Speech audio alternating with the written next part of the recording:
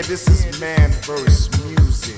Ah, you know what I'm saying? Michael Eichel in the building, you know what I'm saying? We're gonna do it like this. It ain't flavor, it's fever. Niggas got penny on the wall. I'm on that. Niggas got phony on the ball. I'm on that. I'm on that. I'm on that. Yes, yes, yes. I'm on that, man. What? I'm on that. Get it, get it.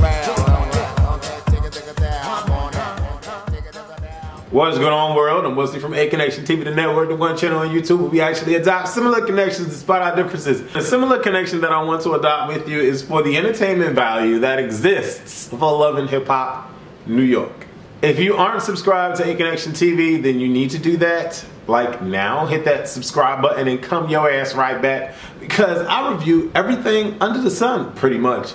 Check out all these videos to the side so you can kind of get a glimpse of what I offer you guys. And let's get into this freaking review.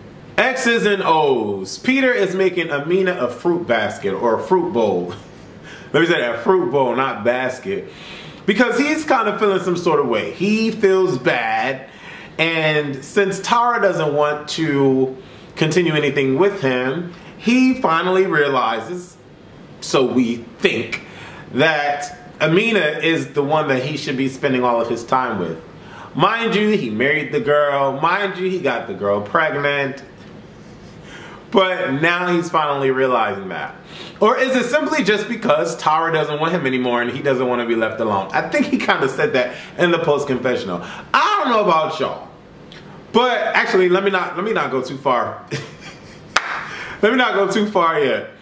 Because I have a about dudes in general. So anyways, I completely feel for Amina. I really do. I completely feel for her, because when you like someone, you're willing to do things that you typically would not do for that person, to experience the love from that person, to experience the like or the lust or the touch from that person, to feel appreciated from that person. You're willing to do just about anything, You know, and in Amina's case is get married to a guy that has a bad track record, have a baby with a guy that has like 90 kids already. Like, you get caught up in the sauce. It's like when you take that spoon, you dip it in the sauce and you sip it, and you want to dip that spoon in and dip it in and dip it in. You can't just have one. It's like Lay's potato chips. You can't just have one. I understand what Amina is going through, because I went through a similar situation where you look at the situation and you're like, okay, this is not what you should be doing. But then you look at the person that's involved in the situation and it's like, well, if it's for you, I'll do it. That's not good. It's not good. And I can tell myself that too, because I've gotten like crazy. I've gotten like really crazy dealing with my emotions for particular individuals. And when I'm over the person and I really analyze, I go back, I sit back down and I analyze what the fuck I just did, I'm like, oh my God, like, why did you do that? If only our brains can stay intact when our feelings are involved, then we'd be a better breed of species, like we really would be. And so Amina finally gets the information that we've been wanting her to receive for the longest, that Peter was not no fucking face of no goddamn energy. Like, Peter's face would have to look like it's energetic for him to be the... And I'm just saying, Amina, why would you think that he was... I'm just saying, like, Amina... Not unless he's been the face before, and I've just never seen him on anybody's bottle. But I just, for the life of me, I cannot understand why Amina thought that that was the case anyway. And so when she receives the truth, somewhat of the truth, she's caught off guard and she's like, how can I believe anything you tell me? Like, you're just lying. Like, whatever, you're lying about this. Like, what? So you just want to be with Tara? Like, oh my God, like, Peter. Like, I don't know if that was a good impersonation or not, but I'm just saying, I'm here for Amina because she can actually sing, so I'm here for her. But, you know, she parts ways, she leaves, and then Peter's like, hey. And And then we meet Precious Paris. Precious Paris is an interesting addition to the cast, or to the cast visually. And I'm like, okay, cool. I'm hoping, right out the gate, I'm hoping that this is not going to be another dramatic chick that's trying to make her mark on the show. Like, you know, when they introduce new people, they always go way far left. When they need to be turning right, they go far left. But Rich wants to have Sin and Precious Paris meet to see if they can gel well so that they can make magic together in the studio. I want to hear Sin sing. That's what I want to do. I want to hear her sing. And I want to know how good of a rapper Precious Paris is, because I've never heard of her before. And the two ladies sit down. Sin tastes the drink, the 79 drink, and she likes it, so she gives her stamp of approval. And then her and Precious Paris sits down. And they immediately exchange hugs, because, you know, Sin is like, I give hugs. And I say the same thing when I meet people too. It's a great icebreaker to give someone a hug and bring them in. And, you know, so I do all that too. So they're sitting down, and immediately Sin goes in and talks about the song and how it's a tribute to her brother who committed suicide. And as soon as she started talking about how she felt, like how the fact that he reached out to her and she did not receive him, and then for him to go and kill himself, and just the aftermath, like the feelings that attacked her after the whole thing, I was just like, wow, like I really understand how you feel, because I thought of committing suicide, and I've talked about it on many videos on my channel. And it's like, I think, let me not go there. I think of how my friends would feel if I were to do that. And then, you know, I know my friends would be like so hurt. So I can honestly say that not only did I not think that it was worth it to do that, but I always thought of how my friends and my mom would react. And so I never did it. You know, I never did it. One thing that I can say for suicide, not people who commit suicide, but people that are thinking about committing suicide, one of the things that plagues the mind is, will people care? And we ask ourselves that question because we feel like people don't. So I say to you, if there is anyone out there that you know that has talked about it, I put the pressure on you to really care for that person and show that you care for that person. And I'm just going to leave that alone. She starts to cry, and Precious is there for her. It was a beautiful scene. It really was. It was a beautiful scene. And I completely understand what Sin was talking about and how she feels about the situation. Yandy is annoyed because Samantha picks up little Mendices.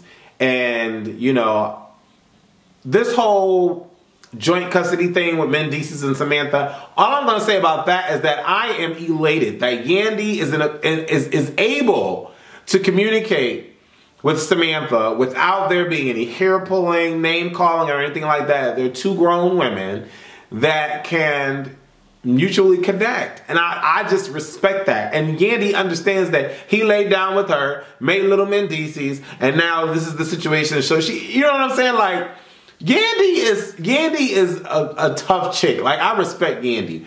One of the very few in this reality franchise that I actually do respect. One of the few. Erica goes to the 79 launch drunk, and she gets on the freaking mic. Erica is a mess.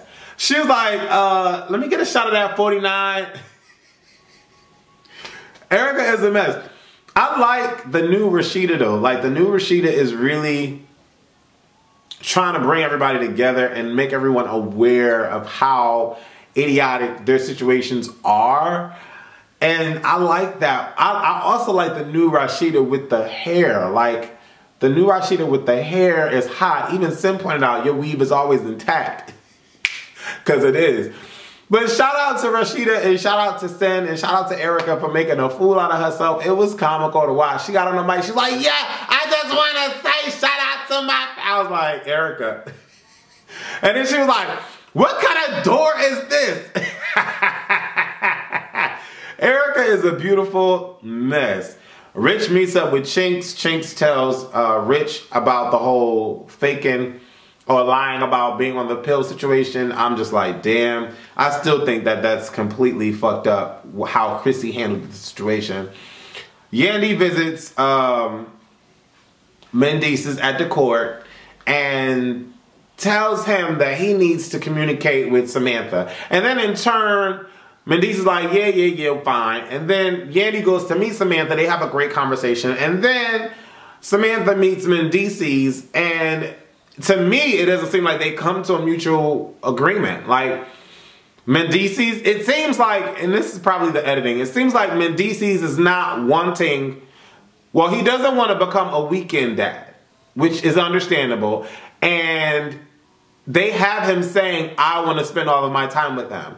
Not, okay, you can see him when you want to see him, as long as I see him when I want to see him. It just looks very, I don't know. But I'm all for the two of them conversing and being able to come to a mutual agreement in joint custody without involving the courts. Because the kid is not responsible for y'all fucking. Like, y'all need to get over yourselves. Like, y'all really do. Y'all need to get over yourselves. Like, that's how I look at the situation. Sin meets up with Precious and she's getting her nails done. And Precious gives her some great advice about how Sin and Erica need to sit down and have a conversation so that they can both move on. But not so much so that there's closure for Erica, but so that there's closure for Sin. And I completely agree. I think whenever you leave a relationship or a situation where it's undone, it's never going to be finished until the two of you come to that common ground.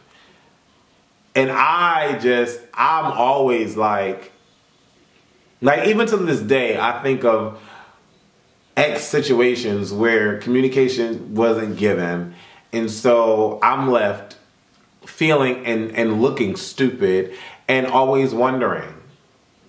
You know, I don't know. I'm the person that I love communication. Like, I appreciate and respect communication. So when it's not given, it's a problem for me. And then we move on to Erica and Sin finally talking. And it was funny. It was funny looking at the kids going, oh my God, son, that's Erica. Oh my God, they filming That's Love and Hip Hop New York. Yo, my dude. Like, it was funny. But long story short, Sin and Erica, they connect. I'm going to tell y'all like this. Was it wrong for Sin to connect with Rich? Yes. I feel that way. I believe that there are so many producers, okay, in New York. I'm sure that she knows a lot of them, where she could have did a song. She could have done a song to tribute her brother. To go in Rich's direction was kind of like, you know what I'm saying? Like, it really was. I'm a firm believer in that.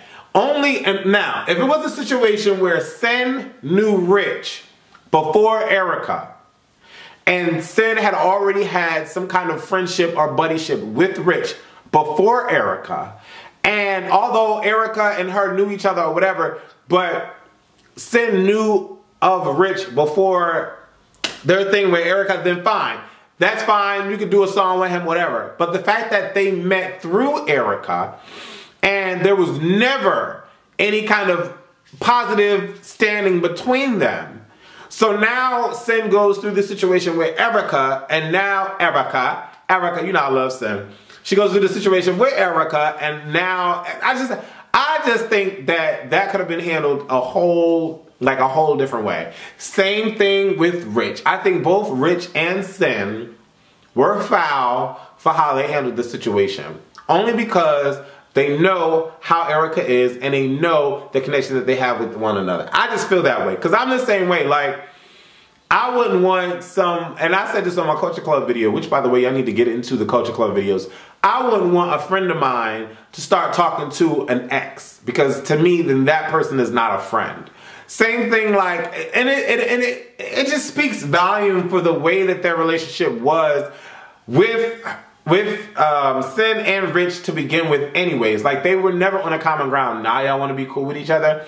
Like, it just wasn't, you know. But on the flip side, I'm kind of like 80-20, 90-10 with it. 90 on Erica, 20 or 10 with Sin, because I understand that if it's just business, then let it just be that, and that's cool. I can respect that. But at the end of the day, you could have done that business with just about any other producer. Like, you did not, just because of the history that they have. That's just how I feel about it. I don't know how y'all feel about it, but at the end of the day, I'm vibing 80-20 with Erica on a particular situation. I'm Wesley from A Connection TV, the network. Let me know what y'all thought about this review. Leave your comments below. And if my Walking Dead fans are out there, like, I want to talk to y'all, so hit a brother up on my email, actually on my IG direct and Instagram, for a chance to talk to me live.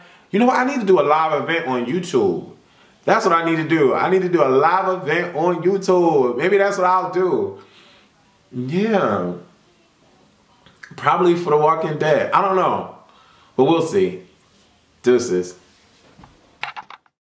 Yeah, this is Man vs. Music. You know what I'm saying? Michael Eichel in the building, you know what I'm saying? We're gonna do it like this. It ain't flavor, it's fever. Niggas got penny on the wall. I'm on that. Niggas got phony on the ball. I'm on that. I'm on that. I'm on that.